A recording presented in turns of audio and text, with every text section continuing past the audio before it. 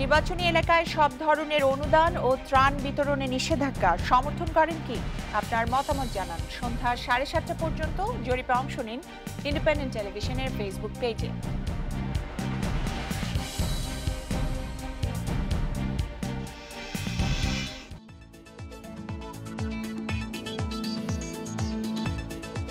তেজগাঁ থেকে সংবাদ সন্ধ্যা নিয়ে আপনাদের সামনে আছি আমি কাজী মহুয়া এবং আমি গোলাম কিবরিয়া। এই মুহূর্তে বার্তা কক্ষের সবশেষ। 2 বছরের বেশি দণ্ডিতরা ভোটে অযোগ্য, খালেদা জিয়া লড়তে পারবেন না, দাবি অ্যাটর্নি জেনারেলের।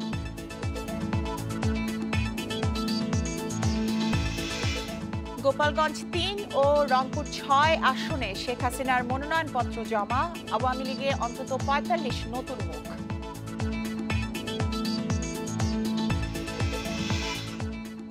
বিএনপিকে ভোটের বাইরে রাখতে চায় সরকার, অভিযোগ ফখরুলের। শরিকদের দেয়া হবে 60টি আসন।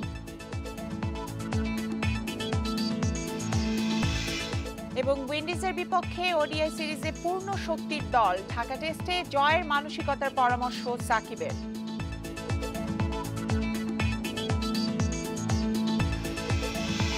সমস্যা, সংকট আর সম্ভাবনার কথা বলুন, লিখুন আমাদের ফেসবুক পেজে। আপনাদের কথা নিয়ে আসছি খবরের পরের অংশে। কিবরিয়া, বিচারিক আদালতে 2 বছরের বেশি সাজা হলে আপিল বিচারাধীন থাকলেও কোনো ব্যক্তি নির্বাচনে অংশ নিতে পারবেন না। বিএনপি নেতা আমানুল্লাহ আমান সহ আরও 5 জনের যে দণ্ড এবং সাজা স্থগিতের আবেদন ছিল সেটি খারিজ করে দিয়ে আজকে আদালত এই সিদ্ধান্ত দিয়েছে। দেখেন, এই বিধিনিষেধের জালে কিন্তু বিএনপির আরও অনেক নেতা আটকে পড়বেন। আজকে খালেদা জিয়ার বিষয়টিও পরিষ্কার করেছেন অ্যাটর্নি জেনারেল। আর তার পাশাপাশি গতকাল কিন্তু বিএনপি খালেদা জিয়াকে 3টি আসনে মনোনয়ন দিয়ে তাদের মনোনয়নপত্র বিতরণ শুরু করেছিল। সেক্ষেত্রে যেহেতু খালেদা জিয়া এখন নির্বাচনে অংশ করতে পারছেন না, এটি পরিষ্কার হয়ে গেছে। আর নিশ্চয়ই বিএনপি বিকল্প ব্যবস্থা রাখছে এবং সেজন্যই কিন্তু আমরা দেখেছি তারা একাধিক প্রার্থী দিয়েছে অনেক জায়গায়, যারা কেউ যদি মামলার কারণে না লড়তে পারে, এটাও একটা কৌশল ছিল তাদের। যাই হোক, আমরা এই সংক্রান্ত প্রতিবেদনটি দেখে আসি। দণ্ড ও সাজা স্থগিত চেয়ে হাইকোর্টে আবেদন করেন দুর্নীতি দায়ে দণ্ডিত আমানুল্লাহ আমান, ডাক্তার AZM জাহিদ হোসেন সহ 5 বিএনপি নেতা। এতে জাতীয় নির্বাচনে অংশ নিতে সাজা স্থগিতের প্রয়োজন তুলে ধরেন তারা। এ আবেদনের শুনানি শেষ হয় সোমবার। মঙ্গলবার তাদের দণ্ড ও সাজা স্থগিতের আবেদন খারিজ করেন বিচারপতি নজরুল ইসলাম তালুকদার ও বিচারপতি KM হাফিজুল আলমের বেঞ্চ। আদালতের পর্যবেক্ষণে বলা হয়েছে, সংবিধান অনুযায়ী বিচারিক আদালতে 2 বছরের বেশি সাজা হলে আপিল বিচারাধীন অবস্থায় নির্বাচনে অংশ নিতে পারবেন না কোনো ব্যক্তি। তবে আপিল বিভাগে দণ্ড স্থগিত বা বাতিল বা খালাস পেলে ভোটে যাওয়ার সুযোগ পাওয়া যাবে। 66 সাব আর্টিকেল 2D অনুযায়ী ওনারা ইলেকশন করার জন্য সেন্টেন্স সাসপেনশন চাওয়ার জন্য কোনো এখতিয়ার রাখে না। এইটাই মূলত কারণ, এই কারণে ওনাদের দরখাস্ত খারিজ করে দিয়েছেন। যে কোনো অর্ডার যার বিপরীতে আপিল করা হয়েছে সেই অর্ডারটাকে স্টে করা যায় এবং সেই অর্ডার ইনক্লুডস কনভিকশন। কিন্তু কোর্ট এখানে স্পষ্ট বলে দিয়েছে অ্যাপিল পেন্ডিং থাকলে ইলেকশন করা যাবে, এরকম কোনো আইন নেই। এই আদেশে খালেদা জিয়া সহ দণ্ডিত সব আসামিরই নির্বাচনে অংশ নেওয়ার পথ বন্ধ হয়ে গেল বলে জানিয়েছেন অ্যাটর্নি জেনারেল মাহবুব আলম। এখানে স্পষ্টভাবে বলা আছে 2 বছর কারাদণ্ড হলেই তিনি নির্বাচনে অংশগ্রহণ করতে পারবেন না, এবং তার যদি কারাদণ্ড রদ ও রহিত হয়ে যায়, বাতিলও হয়ে যায়, তবু তাকে 5 বছর অপেক্ষা করতে হবে। নির্বাচন কমিশন সংবিধান অনুযায়ী খালেদা জিয়া সহ দণ্ডিত সবার বিষয়ে ব্যবস্থা নেবেন বলেও জানান অ্যাটর্নি জেনারেল মাহবুব আলম। জান্নাতুল ফেরদাউস তানভি, ইন্ডিপেন্ডেন্ট নিউজ, ঢাকা। গোপালগঞ্জ 3 ও রংপুর 6 আসনে আওয়ামী লীগ সভাপতি শেখ হাসিনার পক্ষে মনোনয়নপত্র জমা দিয়েছেন নেতাকর্মীরা। এবার এ 2টি আসন থেকেই ভোটে লড়ছেন তিনি। টুঙ্গিপাড়া ও পীরগঞ্জের সহকারী রিটার্নিং কর্মকর্তার কাছে সকালে মনোনয়নপত্র 2টি জমা দেওয়া হয়। গোপালগঞ্জ 3 আসনে 1986 সাল থেকে সংসদ সদস্য নির্বাচিত হয়ে আসছেন আওয়ামী লীগ সভাপতি শেখ হাসিনা। এবারও এই আসনে টুঙ্গিপাড়ায় সহকারী রিটার্নিং কর্মকর্তার কাছে তার পক্ষে মনোনয়নপত্র জমা দেন কেন্দ্রীয় ও স্থানীয় নেতারা। টুঙ্গিপাড়ার 1 পৌরসভা, 5 ইউনিয়ন ও কোটালীপাড়ার 1 পৌরসভা ও 11 ইউনিয়ন নিয়ে গোপালগঞ্জ 3 আসন। এখান থেকে গত নির্বাচনেও সংসদ সদস্য নির্বাচিত হন বঙ্গবন্ধু কন্যা। আওয়ামী লীগের ঘাঁটি হিসেবে পরিচিত এ আসনে প্রায় সব ভোটেই নৌকার প্রার্থীর কাছে জামানত হারান প্রতিদ্বন্দ্বীরা। টুঙ্গিপাড়া প্রথম আমরা ফর্ম দাখিল করলাম, এখন একইভাবে কোটালীপাড়ায় মাননীয় প্রধানমন্ত্রীর মনোনয়নপত্র, কোটালীপাড়ার নেতৃবৃন্দ সেখানে তারা মনোনয়নপত্র দাখিল করবেন। এবার রংপুর ৬ আসনেও ভোটে লড়ছেন আওয়ামী লীগ সভাপতি। পীরগঞ্জে সহকারী রিটার্নিং কর্মকর্তার কাছে নিজের সহ শেখ হাসিনার পক্ষে মনোনয়নপত্র জমা দেন শিরিন শারমিন চৌধুরী। এ সময় তার সঙ্গে ছিলেন বঙ্গবন্ধু কন্যার স্বজন সহ স্থানীয় নেতাকর্মীরা। নিজের মনোনয়নপত্র দাখিলের বিষয়ে শিরিন শারমিন চৌধুরী জানান, এখানে ব্যক্তিগত কোনো বিষয় নেই, নির্বাচন প্রশ্নে চূড়ান্ত সিদ্ধান্ত দেবে দল। মাননীয় প্রধানমন্ত্রী শেখ হাসিনার মনোনয়ন ফর্মটি জমা দিয়েছি। সেই সাথে আমি ২৪ রংপুর ৬ আসনে শিরিন শারমিন চৌধুরী আমার মনোনয়ন ফর্মটিও আমি জমা দিয়েছি। ২০১৪ সালের নির্বাচনে ২ আসনে জয়ী হন আওয়ামী লীগ সভাপতি শেখ হাসিনা। পরে রংপুরের এ আসনের উপনির্বাচনে জিতে সংসদে আসেন Shirin Sharmin Chowdhury. Atif Anjuman, independent news desk. অন্তত ৪৫ জন নতুন মুখ আওয়ামী লীগের দলীয় মনোনয়নে চিঠি পেয়েছেন বলে জানিয়েছেন আওয়ামী লীগের সাধারণ সম্পাদক। তাদের স্থান দিতে বাদ পড়েছেন ক্ষমতাসীন দলের প্রভাবশালী নেতা এবং মন্ত্রীরাও। বেশিরভাগ আসনে বর্তমান সংসদ সদস্য বহাল থাকলেও অন্তত ৩৮ জন এমপি মনোনয়নের চিঠি পাননি। ৩০০ আসনের মধ্যে জোটের সঙ্গে ভাগাভাগির জন্য কিছু রেখে আওয়ামী লীগের মনোনয়নের চিঠি পেয়েছেন অন্তত ২৩১ জন। এদের মধ্যে প্রথমবারের মতো নৌকা প্রতীকে লড়তে যাচ্ছেন ৪৫ জন। আছেন সাবেক ছাত্রনেতা, ক্রিকেটার, আমলা, কূটনীতিক, পুলিশ কর্মকর্তা, চিকিৎসক ও ব্যবসায়ী। মাদারীপুর ৩ আসনে সাংগঠনিক সম্পাদক আ.ফ.ম. বাহাদুর নাসিমের বদলে প্রথমবারের মতো নৌকার প্রার্থী হচ্ছেন দলের দপ্তর সম্পাদক ডক্টর আব্দুস সোবহান গোলাপ। ফরিদপুর ১ আসনে যুগ্ম সম্পাদক আব্দুর রহমানের আসনে দলের মনোনয়ন পেয়েছেন মঞ্জুর হোসেন। শরীয়তপুরে সাংগঠনিক সম্পাদক বি এম মোজাম্মেলকে হটিয়ে মনোনয়ন পেয়েছেন কেন্দ্রীয় কমিটির সদস্য ইকবাল হোসেন অপু। ডেপুটি স্পিকার শওকত আলীর আসনে মনোনয়ন পেয়েছেন ছাত্রলীগের সাবেক সভাপতি এ.কে.এম. এনামুল হক শামীম। ছাত্রলীগের সাবেক সাধারণ সম্পাদক ও আওয়ামী লীগের সাংস্কৃতিক সম্পাদক অসীম কুমার উকিল মনোনয়ন পেয়েছেন নেত্রকোনা ৩ আসন থেকে। 45-এর মতো নতুন মুখ দিচ্ছে, 45 জন, তো এটাকে চমক নয়। বয়সের কারণে মনোনয়নের তালিকায় নাম নেই সংসদ উপনেতা সৈয়দা সাজেদা চৌধুরীর। অর্থমন্ত্রী আবুল মাল আব্দুল মুহিতের আসনে নৌকা পেয়েছেন তার ভাই কূটনীতিক এ.কে. আব্দুল মোমেন। বাদ পড়েছেন ক্রীড়া উপমন্ত্রী আরিফ খান জয়। ঢাকা ১৩ আসনে দলের যুগ্ম সম্পাদক ও সাবেক স্থানীয় সরকার প্রতিমন্ত্রী জাহাঙ্গীর কবির নানকের বদলে এবার টিকিট পেয়েছেন ঢাকা উত্তর মহানগর আওয়ামী লীগের সাধারণ সম্পাদক সাদেক খান। নিকট অতীতের নজির ধরলে এবারই সবচেয়ে কম মন্ত্রী এমপি মনোনয়ন থেকে বাদ পড়েছেন। ২০১৪ সালের নির্বাচনে বাদ পড়েছিলেন ৪৮ জন। আমার ছেলেটিকে আপনারা যেমনি ভাবে বিদায় দিয়েছিলেন, আমি আমার জানাজা না পড়া পর্যন্ত আপনারা, আমি মোহাম্মদপুর আদাবর থেকে আমি কোনোদিন ছেড়ে বাংলানগর থেকে আমি বিদায় নিব না। অনিমেষ কর, ইন্ডিপেন্ডেন্ট নিউজ, ঢাকা। বিএনপির অংশ নেওয়া ঠেকাতেই খালেদা জিয়াকে ভোটে অযোগ্য ঘোষণার চেষ্টা চলছে বলে অভিযোগ করেছে বিএনপি। গুলশানে বিএনপি চেয়ারপারসনের কার্যালয়ে দুপুরে সাংবাদিকদের কাছে এই অভিযোগ করেন দলের মহাসচিব মির্জা ফখরুল ইসলাম আলমগীর। জোট শরিকদের এবার সর্বোচ্চ ৬০ আসনে ছাড় দেওয়া হবে বলেও জানান মির্জা ফখরুল। গুলশানে বিএনপি চেয়ারপারসনের কার্যালয় থেকে মঙ্গলবার দ্বিতীয় দিনের মতো দলের মনোনীত প্রার্থীদের চিঠি দেওয়া হয়। তবে এদিন আনুষ্ঠানিকভাবে কারো নাম সাংবাদিকদের কাছে প্রকাশ করেনি দলটি। দুপুরে সাংবাদিকদের মুখোমুখি হন বিএনপি মহাসচিব মির্জা ফখরুল ইসলাম আলমগীর। তিনি জানান, ঐক্যফ্রন্ট এবং ২০ দলীয় জোটকে ৬০টির বেশি আসন ছাড়া হবে না। ২০ দলীয় জোট আর ঐক্যফ্রন্ট অন্যান্য দলগুলো আর ঐক্যফ্রন্টকে আমরা এখনো তারা তাদের দল থেকেই দিচ্ছেন, সম্ভব না হবে, এরপরে আলোচনা করব। আমার মনে হয় আপনার ৪-৫ দিন হয়ে যাবে।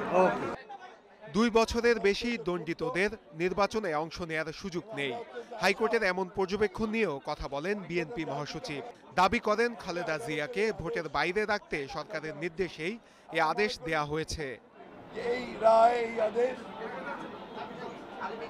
সরকারের আশা ইচ্ছারই প্রতিফলন হয়েছে। আমরা এই রায় জনগণ মেনে নিতে পারে না।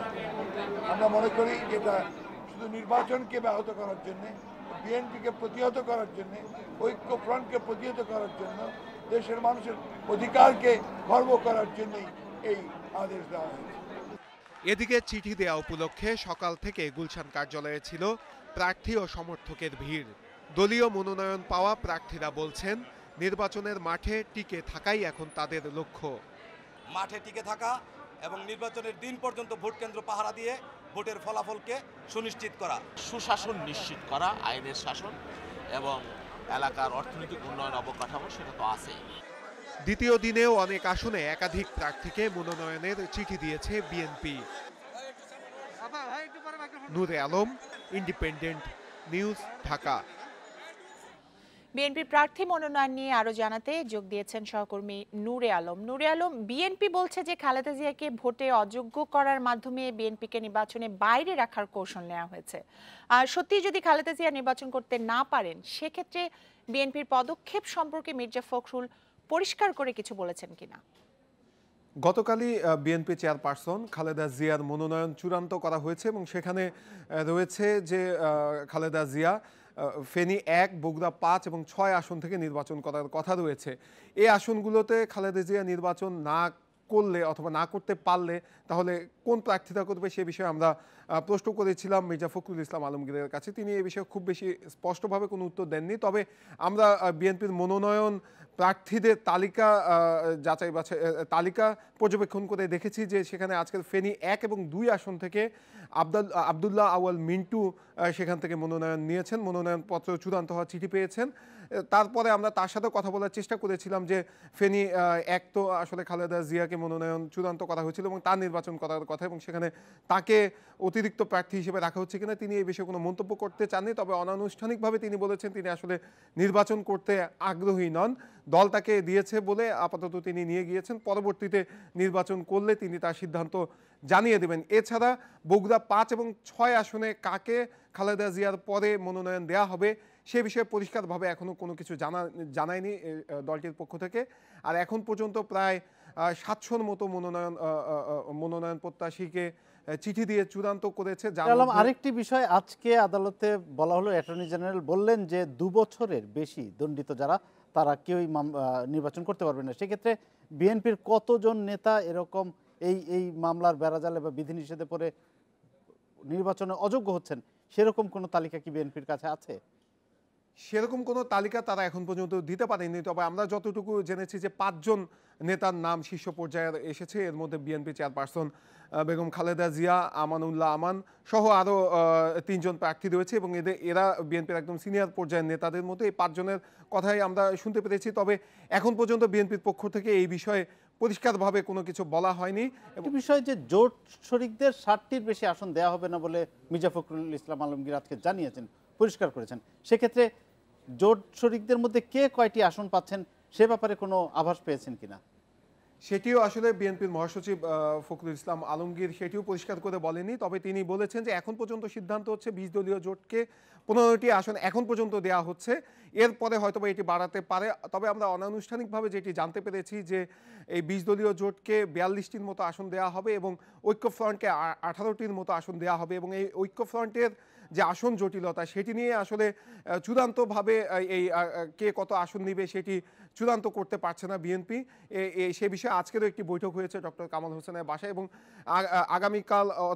আগামীকালও এই বিষয়ে বৈঠক হবে এবং বিএনপির মহাসচিব বলেছে যে আগামী 4-5 দিনের ভিতরে হয়তো এটি চূড়ান্ত করা যেতে পারে। আর 20 দলীয় জোটের যে 42টি আসন দেওয়ার কথা রয়েছে তার মধ্যে জামাতের জন্য 25টি আসন রাখার কথা এবং এলডিপির জন্য 9টি আসন রাখার কথা এখন পর্যন্ত আমরা অনানুষ্ঠানিকভাবে জানতে পেরেছি। তবে আনুষ্ঠানিকভাবে কোনো তথ্যই এখন পর্যন্ত বিএনপি স্পষ্ট করা হয়নি। সেটার জন্য হয়তো আমাদের আরেকটু অপেক্ষা করতে হবে। আপনাকে অনেক ধন্যবাদ। খ্যাত অনুষ্ঠানে কথা বলছেন আওয়ামী লীগ সভাপতি প্রধানমন্ত্রী শেখ হাসিনা। আমরা সরাসরি চলে যাচ্ছি সেখানে। চাকরি পেয়েছেন, আমি লন্ডন থেকে আব্বার সঙ্গে চলে আসব। তো সেই সময় তিনি প্রবাসী বাঙালিদেরকে সুসংগঠিত করা এবং তখন থেকে ওনার জন্য চিন্তাটা ছিল যে নির্বাচন হবে, নির্বাচনে জয়ী হবেন এবং পাকিস্তান নিশ্চয়ই সরকার মেনে নেবে না, যুদ্ধ করতে হবে, দেশ স্বাধীন করতে হবে এবং সেখানে বসেই একটা যুদ্ধের জন্য কি কি প্রয়োজন হতে পারে, কোথায় ট্রেনিং হবে, কোথা থেকে অস্ত্র আসবে, কিভাবে কি, এই সমস্ত পরিকল্পনা কিন্তু তিনি সেখানে বসেই করেছিলেন এবং আমি একজন নীরব সাক্ষী। যাই হোক, আমরা এক সময় লন্ডন থেকে বেশ কিছু দূরে টর্কি নামে একটি জায়গা, সেখানে একটা মানে সি বিচ আছে, ওখানে একটা দিনের জন্য 2টা দিনের জন্য গেলেন, আমরা সাথে গেলাম। তো আসার সময় ওই পথে পথে ওখানে আবার ওই মডেল ভিলেজ তৈরি করা, কারণ যে শহরটা থেকে আমরা আসছি তারই একটা ছোট্ট মডেল, ছোট ছোট ঘর বাড়ি দিয়ে মডেল ভিলেজ তৈরি করা। তো 2 জায়গায় উনি থামলেন এবং ওটা সব ঘুরে ঘুরে দেখলেন, কারণ এত দূর লম্বা জার্নি, মাঝে মাঝে থেমে একটু চাটা খাওয়া সেই সাথে, কিন্তু উনি 2বারই থামলেন ওই 2টো মডেল ভিলেজে এবং পুরো জিনিসটা তিনি দেখলেন। তা আমি আবার আব্বাকে জিজ্ঞেস করলাম যে আচ্ছা আপনি সব কিছু রেখে এই মডেল ভিলেজ দেখছেন কেন? এই ছোট ছোট বাড়িঘর, ছোট ট্রেন, নদী, রাস্তা, ছোট ছোট বাস, মানুষ। আমাকে সোজা বললেন, তুই জানিস আমরা আমাদের প্রত্যেকটা গ্রামকে এইভাবে সুন্দর করে সাজাবো, আমি সেটাই দেখে যাচ্ছি। কাজে তার যে স্বাধীনতার চিন্তা ভাবনা দেশ গড়ার, সেটা কিন্তু তখন থেকেই। আমাদের দুর্ভাগ্য যে 75-15 আগস্ট আমাদের জীবনে যদি না ঘটতো, এটা ঘটে গেল। এই 15 আগস্টটা ঘটার ফলে সেই স্বপ্নটা অধুরা রয়ে গেল। যেহেতু আমি বড় সন্তান, পাশে থেকেছি, কাজ যতটুকু সময় পেয়েছি, কথা শুনেছি, জানতাম ওনার স্বপ্নগুলি জানতাম। আর আমাদের যখনই বাইরে থাকতেন আমাদের একটা অভ্যাস ছিল, সবাই আমরা ঘুম ভেঙে ওনার বিশ্রাম মধ্যে যেয়ে বসতাম, আর তখন ওই চা এবং পত্রিকা নিয়ে আলোচনা আর কথা বলা। এবং আমাদের আরেকটা সুবিধা ছিল যে আমাদের খুব খোলামেলা আলাপ আলোচনা করার একটা সুযোগ ছিল। আমরা খুব ভয় পেতাম আব্বাকে, কিন্তু আব্বা ভয় পেলেও অবশ্য মার খেতাম মার হাতে, আব্বার হাতে না, কিন্তু মার হাতে তো একটু মারটার খেতেই হয়, ওটা সব বাচ্চারাই খায়, আর ওই মায়ের ব্যথাও লাগে না। কিন্তু আব্বা কিছু বললে খুব মন খারাপ হয়ে যেত। কিন্তু আমরা যখন বসতাম গল্প করতে, তখন ওই সারাক্ষণ ওই গল্পই, যে এই দেশের কোথায় উনি কি করবেন, সেই চিন্তাটাই ওনার ছিল, সেই কথাগুলি উনি বলতেন। আর এই গরিব মানুষগুলির কথা সব সময় তিনি চিন্তা করতেন যে এদের ভাগ্যটা কিভাবে পরিবর্তন করা যাবে। তো যতটুকু যা শেখার সেইখান থেকে আমার শেখা, সেখান থেকেই পাওয়া। এবং এর সঙ্গে আমার মাও কিন্তু খুব সম্পৃক্ত ছিলেন, এটা হলো বাস্তবতা। তিনি কখনো হয়তো বাইরে আসেন নাই, কিন্তু তার যে জীবনে মানে তিনি যেভাবে স্যাক্রিফাইস করেছেন, জীবন সব কিছু ত্যাগ স্বীকার করেছেন। এবং মানে তিনি সবসময় বলছেন যে ঘর সংসার নিয়ে তোমার ভাবতে হবে না, কোনো ব্যাপারে কিচ্ছু তিনি বিরক্ত করেননি, কখনো বলেননি। নিজে সব কিছু সামলাতেন। আবার আব্বা যখন জেলে, পার্টিটাও তিনি সামলাতেন। আন্দোলন তিনিই কিন্তু নেপথ্য থেকে করতেন, আমার মা। কাজে সেখান থেকে বলতে পারি যে আমাদের রাজনৈতিক হাতে করে আমি তো স্কুল জীবন থেকেই মূলত রাজনীতি শুরু করেছি। স্কুলে স্কুলে যে সংগঠন করা, মিছিল মিটিংয়ে যোগ দেওয়া, সেই 62 সাল থেকেই মিছিলে যোগ দেই, সে স্কুল থেকে পালিয়ে। তখন স্কুল থেকে বেরোয়া কঠিন ছিল, তাও চলে যেতাম। যা হোক, আমার কথাটা হচ্ছে যে এই দেশটা তিনি স্বাধীন করে দিয়ে যান, কিন্তু সেই স্বাধীনতার সুফলটা বাংলাদেশের মানুষের ঘরে তিনি পৌঁছে দিয়ে যেতে পারেন নাই। কিন্তু আজকে যখন কাজ করতে যাই, ল্যান্ড বাউন্ডারি আইন তিনি পাশ করে দিয়ে, এবং সংবিধান যে আমাদের ল্যান্ড বাউন্ডারি যতটুকু বাড়লো, সেটা যে সংবিধান সংশোধন করে দেওয়া, সেটাও কিন্তু তিনি করে দিয়ে গিয়েছিলেন। আমাদের সমুদ্র সীমা আইন 1974 সালে পৃথিবীর কোনো দেশে, তখন এমনকি জাতিসংঘ কিন্তু সমুদ্র সীমা আইন হয়নি, কিন্তু তিনি সেই সমুদ্র সীমা আইন করে যান। আর ওই আইনের বলে কিন্তু জার্মানির সঙ্গে যে নরওয়ে, জার্মানি বা স্ক্যান্ডিনেভিয়ান কান্ট্রি যে সমুদ্র সীমা নিয়ে গণ্ডগোল, সেগুলি মিটিয়েছিল কিন্তু এই আইনের উপর ভিত্তি করে। আমাদের স্যাটেলাইট আমরা উৎক্ষেপণ করেছি, বেতবুনিয়াতে ভূ উপগ্রহ কেন্দ্র তিনি করে দিয়ে যান। ঠিক এভাবে প্রত্যেকটা ক্ষেত্রে আমি অবশ্য একটা কাজ করেছি যে 72 সাল থেকে 75 পর্যন্ত ক্যাবিনেটের যতগুলি সিদ্ধান্ত নেওয়া হয়েছিল, সেগুলি সব আমি সংগ্রহ করে রেখেছি। এবং সেগুলি মানে একদম একটা ডিজিটাল করে হার্ড ডিস্ক করে রেখেছি, একটা মানে সফট কপি এবং হার্ড কপি সবই রেখে দিয়েছি। এবং ক্যাবিনেট সেক্রেটারিকে দিয়ে সেগুলো আমরা সব আর্কাইভে পাঠিয়েছি, আর আমি ওটা পাবলিশ করারও একটা চিন্তা ভাবনা হচ্ছে যেটা একটু আরো পাবলিক করে দেওয়া দরকার, যে কি কি সিদ্ধান্ত তিনি অতি অল্প সময়ের মধ্যে নিলেন। একদিকে যুদ্ধবিধ্বস্ত দেশ, শহীদ পরিবারকে আর্থিক সাহায্য করা, যারা আহত মুক্তিযোদ্ধা তাদের চিকিৎসা করা, নির্যাতিত মা বোনদের মেয়েদের চিকিৎসা করা, মানে একদিকে যেমন সেই কাজগুলি করেছে। তারপরে ঘর বাড়ি সব জ্বালানো পোড়ানো ভাঙা, এখনকার কথা কেউ চিন্তাই করতে পারবে না কি দুরবস্থা ছিল মানুষের। প্রত্যেকটা ফ্যামিলির কাছে রিলিফ পৌঁছে দেওয়া। রাস্তাঘাট ছিল না, পুল ব্রিজ তো ভাঙা, একদিকে মুক্তিযুদ্ধ গেরিলা যুদ্ধ হয়েছে, একদিকে পাকিস্তানিরা ধ্বংস করেছে। নৌকায় করে করে গ্রামে প্রত্যন্ত অঞ্চলে প্রত্যেকটা পরিবারের কাছে রিলিফের কাজ জিনিস পৌঁছে দেওয়া। এভাবে সব ক্ষেত্রে তিনি যখন কাজ করেছেন, পাশাপাশি এই যে রাষ্ট্র পরিচালনায় মাত্র 3.5 বছরের মধ্যে এতগুলি কাজ। এবং আর একটি বিষয় আমি মনে করি, আপনারা যেহেতু সশস্ত্র বাহিনীর মানে যারা অবসরপ্রাপ্ত সদস্য, আপনারা একটা বিষয় নিশ্চয়ই চিন্তা করবেন যে পৃথিবীর সব দেশ মুক্তিযুদ্ধ যারা করেছে বা বিপ্লব যারা করেছে তাদের একটা মিত্র বাহিনী সবসময় থাকে, মিত্র শক্তি থাকে। তা আমাদের মিত্র শক্তি ছিল ভারতীয় বাহিনী। তাদেরও অনেক মানুষ জীবন দিয়েছে আমাদের মুক্তিযুদ্ধ করতে যেয়ে। কিন্তু যে দেশে কারো স্বাধীনতা যুদ্ধে বা সংগ্রামে মিত্র বাহিনী অংশগ্রহণ করেছে, তারা কিন্তু সেই দেশ ছেড়ে কোনোদিন যায় নাই, সেই সব দেশেই তারা ঘাঁটি বেঁধেছিল। যেমন পশ্চিম জার্মানিতে আমেরিকার সেনাবাহিনী ছিল, পূর্ব জার্মানিতে রাশিয়ান সেনাবাহিনী, জাপানে আমেরিকান সেনাবাহিনী, এভাবে কিন্তু অনেক দেশে এখনো আছে। বাংলাদেশ ছিল একমাত্র ব্যতিক্রম, কারণ তিনি সেই 25শে মার্চ শেষ রাত্রে অর্থাৎ 26শে মার্চের প্রথম প্রহরে যখন এই স্বাধীনতার ঘোষণাটা বিডিআর ওয়্যারলেসের মাধ্যমে সমস্ত জায়গায় পৌঁছে দিলেন এবং সঙ্গে সঙ্গে আমাদের বাড়িতে আক্রমণও হলো, তাকে গ্রেপ্তার করেও নিয়ে যাওয়া হলো এবং তার বিরুদ্ধে যে মামলা দেওয়া হয়েছিল সেই মামলা দিয়ে তো তাকে ফাঁসি দিয়ে দেওয়ার একটা হুকুমনামা পর্যন্ত ইয়াহিয়া খান লিখে দিয়েছিল। তো যখন এই মামলা চলছিল, আইয়ুব খানের একটা বই বের হয়েছে, তার ডায়েরি, অক্সফোর্ড থেকে। সেখানে একটা চ্যাপ্টারে আইয়ুব খান নিজেই লিখেছে যে সে লিখছে যে সে শুনেছে যে যখন দেওয়ার সময় যারা শোডাউন বা মিছিল করেছেন তাদের বিরুদ্ধে ব্যবস্থা নিতে রিটার্নিং কর্মকর্তাদের নির্দেশ দিয়েছে ইসি। নির্বাচন কমিশনের মিডিয়া সেন্টারে বিকেলে সংবাদ সম্মেলনে একথা জানান ইসি সচিব হেলাল উদ্দিন আহমেদ। তিনি বলেন, দলীয় প্রধান ছাড়া কেউ হেলিকপ্টার ব্যবহার করতে পারবে না।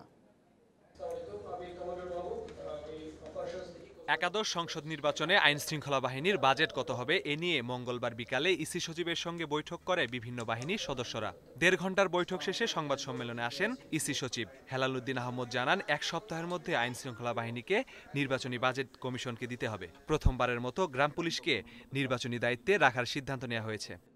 গ্রাম পুলিশকেও আমরা নির্বাচন কাজে মনোনয়নপত্র জমা দেওয়ার সময় প্রার্থীদের নির্বাচনী আচরণবিধি মেনে চলার আহ্বান জানান ইসি সচিব। মনোনয়নপত্র জমা বা নির্বাচনী কাজে কোনো মন্ত্রী সরকারি গাড়ি বা পতাকা ব্যবহার করতে পারবে না বলেও জানান তিনি।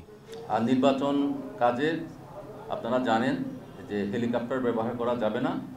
শুধুমাত্র দলীয় প্রধান যিনি আছেন উনি হেলিকপ্টার ব্যবহার করতে পারবেন। বাংলাদেশের বিভিন্ন এলাকায় যেহেতু উনার দলীয় প্রধান হিসেবে উনি পারবেন, তবে হেলিকপ্টার থেকে কোনো প্রকার লিফলেট বা প্রচারপত্র এগুলো বিলি বন্টন করিতে পারে। প্রতীক বরাদ্দের আগে পোস্টার বা তোরণ বানানো থেকে বিরত থাকতে প্রার্থীদের আহ্বান জানান তিনি। তবে সামাজিক যোগাযোগ মাধ্যমে নির্বাচনী প্রচার চালাতে আইনি কোনো বাধা নেই বলে জানান হেলাল উদ্দিন আহমেদ। কোনো জায়গায় আমরা খেয়াল করছি যে মনোনয়নপত্র দাখিলের আগেই কোনো প্রার্থী শোডাউন করার চেষ্টা করছে। আমরা স্থানীয় রিটার্নিং অফিসার এবং আইন শৃঙ্খলা বাহিনীকে আমরা নির্দেশনা দিয়েছি এগুলো যাতে প্রতিহত করা হয় এবং আইনানুগ ব্যবস্থা গ্রহণ করা হয়। নির্বাচন নিয়ে সাংবাদিকদের তথ্য দিতে রিটার্নিং কর্মকর্তা বা বিভাগীয় কমিশনারদের বাধা নেই বলেও জানিয়েছে নির্বাচন কমিশন।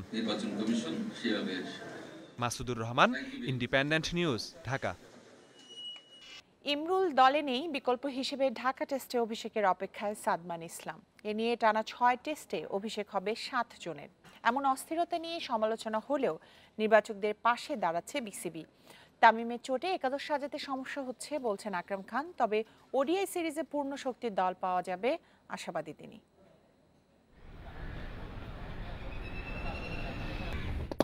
সবশেষ 5 টেস্টে অভিষেক হয়েছে 6 জনের।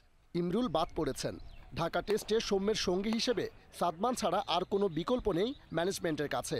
শেষ মুহূর্তে কোনো পরিবর্তন না হলে এই ক্রিকেটারও যে টেস্টকে পাচ্ছেন তা নিশ্চিত। আনকোরাদের হঠাৎ করে সুযোগ দেয়া, আবার 2-1 ম্যাচ দেখে বাদ দিয়ে দেয়া, নির্বাচকদের এমন আচরণ প্রশ্নবিদ্ধ। সিলেক্টরদেরকে প্রশ্নটা করলে ভালো হতো, বাট তারপরে আমাদের কিছু প্লেয়ার ইনজোর্ড ছিল এবং তার সাথে সাথে তো আমাদের ইয়াং প্লেয়ারদেরকেও সুযোগ দিতে হবে। এখন টেস্টে মনে করেন যে আমরা কিছু প্লেয়ারদেরকে দেখছি। চট্টগ্রাম টেস্টের পর আলোচনায় হোম অফ ক্রিকেটের উইকেট। আনপ্রেডিক্টেবল উইকেটে নজর মুশফিক ওয়ালসদের। মিরপুরেও কি স্পিনিং ট্র্যাক পাচ্ছে? বোর্ড বলছে এখনও স্ট্র্যাটেজি ঠিক করেনি ম্যানেজমেন্ট। উইকেট একটা ফ্যাক্টর, টসও ভেরি ভাইটাল। তো আল্লাহর তো আমরা টসও লাস্ট ম্যাচ জিতেছিলাম, বাট হয়তো বা ওটা এখন আমাদেরকে ছেড়ে, যেহেতু আমাদের সিরিজ জেতার একটা সম্ভাবনা আছে বিদায়, এটাতে যেটা বেস্ট টিম হবে সেটাই আমরা করার চেষ্টা করব। স্পিনিংও হতে পারে, আপনার ফার্স্ট উইকেট হতে পারে। ঢাকা টেস্টে তামিমকে পাওয়া যায়নি, এখন ভরসা ওডিআই সিরিজ। 9 ডিসেম্বর প্রথম ওডিআইয়ের আগে পুরো ফিট হয়ে উঠবেন টাইগার ওপেনার। পূর্ণ শক্তির দল নিয়েই উইন্ডিজ চ্যালেঞ্জ নেবে টাইগাররা। নির্বাচনী কাজে ব্যস্ত থাকলেও মাশরাফির পারফরমেন্সে প্রভাব পড়বে না বলে বিশ্বাস আকরাম খানের। He is a very experience player, quality is very high. তো ওরা যে কোনো সময় যে ধরনের কন্ডিশনে মেন্টালি বলেন ফিজিক্যালি বলেন অ্যাডজাস্ট করে ফেলে। তো ওকে নিয়ে আমরা চিন্তিত না, ও খেলতে পারলেই সেটা আমাদের জন্য অনেক বড় কথা। শুক্রবার সিরিজ নির্ধারণী টেস্ট, বুধবার পুরোদমে অনুশীলন শুরু করবে দুই দল। Sabbir Irfan, independent News, Dhaka. আপনাদের সমস্যা, সংকট, সম্ভাবনার কথা জানতে চেয়েছিলাম। শফিকুল ইসলাম হোসেনপুর কিশোরগঞ্জ থেকে জানিয়েছেন, কৃষির মূল উপকরণ হচ্ছে বীজ। ভালো বীজ থেকে ভালো ফলন আশা করা যায়, কিন্তু গ্রামীণ কৃষক অশিক্ষিত। কৃষক যেমন বীজ, জমি, চাষাবাদ, সার ও কীটনাশক প্রয়োগ সম্পর্কে পরামর্শ জানতে পারে, সেদিকে লক্ষ্য রেখে সংশ্লিষ্ট কর্তৃপক্ষ যেন তার গ্রামে কৃষক মাঠে স্কুল চালুর ব্যবস্থা করে, সেটি উনি আশা করছেন। এছাড়া নির্বাচনী এলাকায় সব ধরনের অনুদান ও ত্রাণ বিতরণে নিষেধাজ্ঞা সমর্থন করেন কিনা এই বিষয়ে আপনাদের মতামত জানতে চেয়েছিলাম আমরা। এর পক্ষে পড়েছে 78 ভাগ ভোট আর বিপক্ষে ভোট পড়েছে 22 ভাগ। এই ছিল সংবাদ সন্ধ্যার আজকের আয়োজন।